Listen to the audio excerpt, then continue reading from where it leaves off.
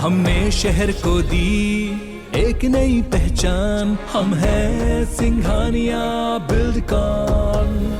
खरगोन और बड़वानी में दंगे की जो घटना घटी, इसके बाद प्रदेश सरकार एक्शन मोड में है और ऐसे में अब गृह मंत्रालय ने ये बात स्पष्ट कर दी कि पूरे प्रदेश में रोहिंग्या मुस्लिमों और अवैध तरीके से रहने वाले लोगों के खिलाफ पुलिस सर्च अभियान चलाएगी। खरगोन में जो हिंसा हुई उसको लेकर प्रदेश सरकार ने बाहरी ताकतों का हाथ होने से इनकार नहीं किया है। ये बात भी मानी जा रही कि इस दंगे में ऐसे असामाजिक तत्वों का हाथ है जो प्रदेश की आबोहवा खराब करना चाहते थे। प्रदेश का मालवा निमाड़ एक ऐसा क्षेत्र है जिसमें खंडवा, खरगोन, बड़वानी, बुरहानपुर और उज्जैन ऐसे इलाके लगते हैं जहां पिछले कुछ समय से देश विरोधी गतिविधियां सामने आती रहीं। खंडवा में सिमी के आतंकी गिरफ्तार हुए, यहां पर सिमी का नेटवर्क पुराना रहा है। खरगोन, बड़वानी में हाल ही में उपद्रव की घटनाएं घटी हैं। उज्जैन में भी पिछले दिनों देश विरोधी नारे लगने की घटना दिखी है। वक्त वक्त पर इन जिलों में तनावपूर्ण हालात बनते रहे और ऐसे में प्रदेश सरकार अब इन क्षेत्रों में सर्चिंग शुरू करने और रोहिंग्या मुस्लिमों को लेकर एक अलग से अभियान छेड़ा जाएगा। तो मध्य प्रदेश सरकार ने जो हाल में दंगे हुए हैं, उन दंगों के बाद में कसावट लानी शुरू कर दी है रोहिंग्या मुस्लिमों को लेकर और अनआइडेंटिफाइड जिनकी पहचान नहीं है या जो बाहरी हैं उनको लेकर के एक अभियान चलाने के लिए निर्देश दिया है पुलिस अफसरों को। इसके पीछे तर्क है हिंसा के पीछे पूर्व नियोजित साजिश हो सकती है। खंडवा, खरगोन, बड़वानी, उज्जैन अक्सर तनाव के हालात बने। उज्जैन में देश विरोधी नारे लग चुके हैं। रोहिंग्या मुस्लिमों को लेकर एक सर्च अभियान चलेगा और ये सघन सर्च अभियान होगा।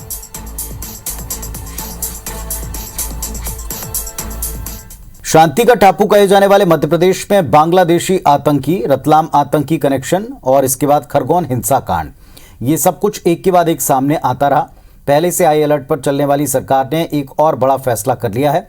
रोहिंग्या और अवैध प्रवासी जितने भी हैं उन सब को ढूंढ कर निकाला जाएगा और इसके लिए एक अलग से स्पेशल अभियान चलेगा। इस मामले पर गृह मंत्री ने कहा कि सभी पुलिस थानों और पुलिस अधीक्षकों को इस बाबत निर्देश दे दिया है। घुसपैठियों को लेकर सघन अभियान चलाएंगे, खुफिया एजेंसियों का सहयोग लेंगे और इसकी पूरी रिपोर्ट तैयार कर केंद्र को भेजी जाएगी। मामले पर कांग्रेस ने सरकार पर निशाना साधा, आरोप लगाया कि बीते कई सालों से घुसपैठियों के नाम पर सरकार बयानबाजी करती रही है, राजनीतिक रोटियां सेकने का काम कर रही है। सांप्रदायिक मुद्दों पर सियासत करना ही सरकार का उद्देश्य है। यह आरोप भी लगाया कि सरकार का खुफिया या पुलिस तंत्र दोनों ही फेल हैं।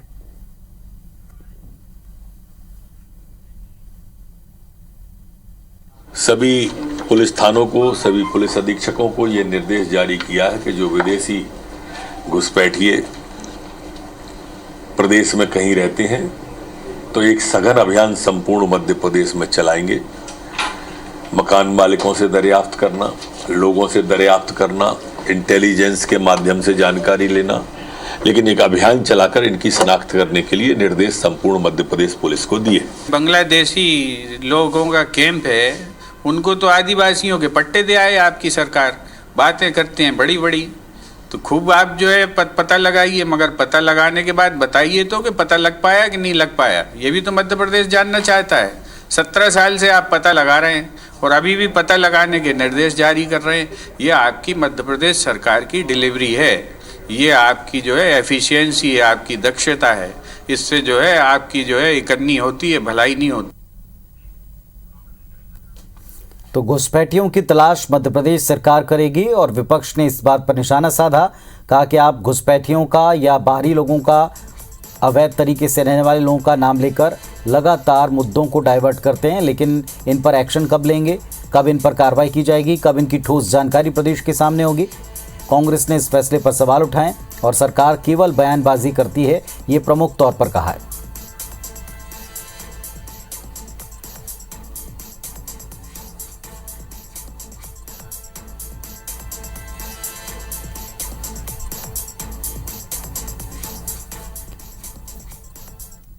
और हमारे दो सहयोगी इस वक्त अपडेट के साथ में जुड़ रहे हैं।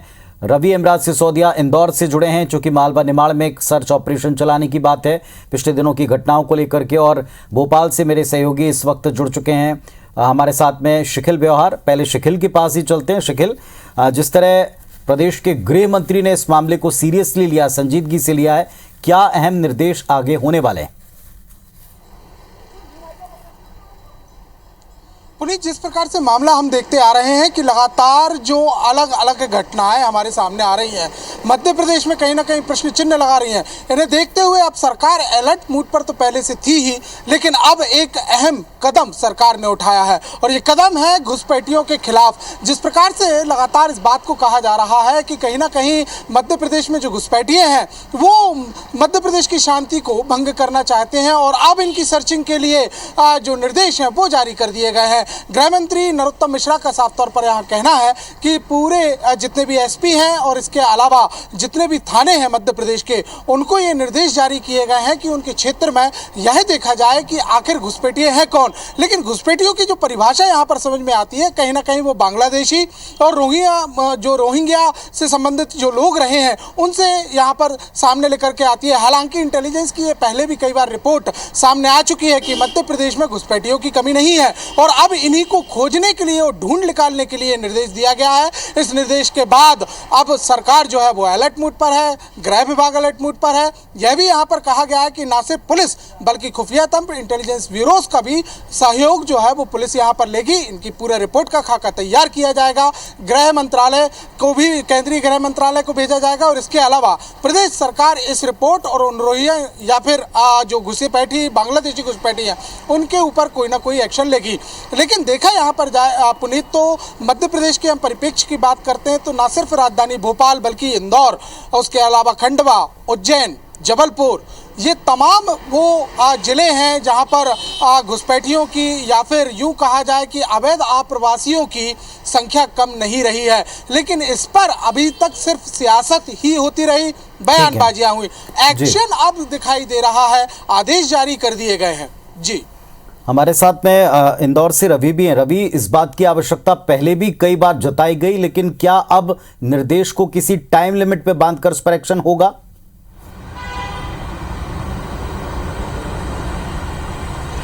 जी बिल्कुल, ये जरूरी हो जाता है कि जब प्रदेश के दो बड़े जिले जिसमें खरगोन और बड़वानी, जिसमें हाल ही में दंगों के जो घटना सामने आई है, और इसको लेकर प्रदेश सरकार ने भी इस बात से नकारा नहीं किया है कि इसमें विदेशी ताकतों का हाथ हो सकता है या फिर ऐसे असामाजिक तत्व जिन्होंने प्रदेश की आबो हवा को खराब करने का प्रयास किया हो। और इसी को लेकर जिस तरीके के जो ग्राउंड जीरो पर भी IBC 24 ने जो रिपोर्ट देखी थी उसके तहत ये समझा जा सकता था कि यह प्री प्लान जो घटना है ये भी हो सकती है। और ऐसे में प्रदेश सरकार ने इसको बहुत ही सीरियसली तरीके से संज्ञान में लिया है और अब आगामी समय में जिस तरीके से एक निर्देश जारी किए गए हैं पूरे मध्य प्रदेश पुलिस को, अगर हम बात करें मालवा निमाड़ की, तो यहाँ पे खंडवा, खरगोन, बुरहानपुर, बड़वानी और उज्जैन ऐसे जिले हैं जहां पर पिछले दिनों हमने देश विरोधी गतिविधियां होते हुए देखी हैं। अगर उज्जैन की बात करें तो पाकिस्तान जिंदाबाद के नारे वाली घटना अभी हाल ही की घटना है, और ऐसे में खरगोन और बड़वानी जहां पे दंगों की बड़ी घटना आई है।